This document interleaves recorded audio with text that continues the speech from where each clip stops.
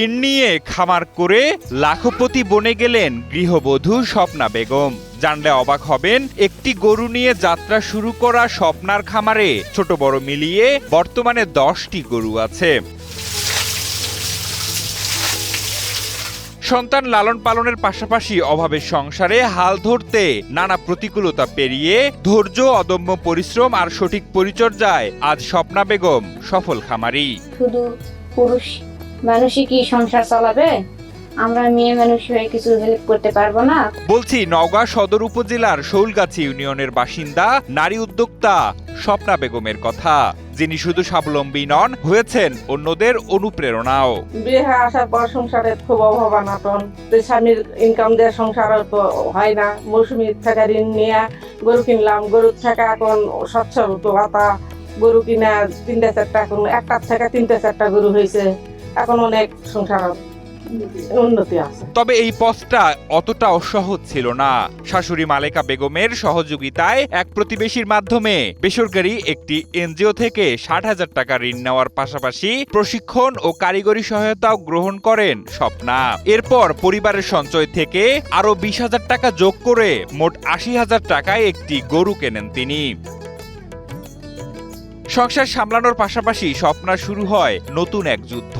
নিজের অদম্য মনোবল আর সাহসকে পুঁজি করে সেই গরুর দেখাশোনা, খাবার দেয়া, গোয়াল পরিষ্কার রাখা থেকে শুরু করে সব ধরনের যত্ন নিতেন স্বপ্না ও তার শাশুড়ি মালেকা বেগম।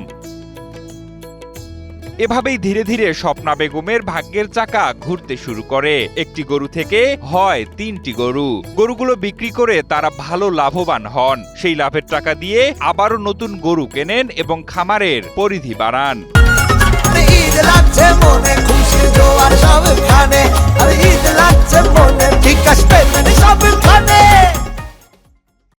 আমাদের সংসারের অবস্থা তেমন ভালো ছিল না। হঠাৎ একদিন আমার মাথায় বুদ্ধি আসলো যে সংসারটা কেমন ভাবে চালাবো। তখন পাশের বাড়ি মৌসুমী এনজয় বসতো, ওখান থেকে কিছু টাকা নিয়ে একটা গরু কিনলাম। তারপর আস্তে আস্তে ওই একটা গরুর থেকে আরো 3টা গরু হলো। এইভাবে আমরা মৌসুমী এনজয় থেকে টাকা নেই এবং আর্থিক অবস্থা এখন ভালো হয়েছে। বর্তমানে স্বপ্নার সফলতা দেখে অনেক নারী এগিয়ে আসছেন পশু লালন পালনে।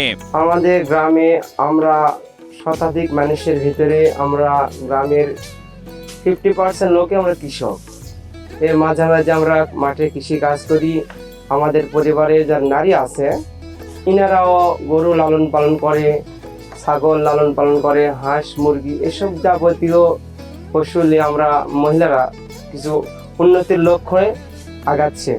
আমরা পুরুষেরা পাশাপাশি মেয়েরা যদি গরু, হাঁস, মুরগি, কয়েল পাখি এগুলো খামারে উদ্যোগী হয়, তাহলে সেই ক্ষেত্রে সংসারে স্বাবলম্বী হবে, উন্নতি হবে এবং সর্বদিক দিয়েই পরিবারের উন্নতি সাধন করবে।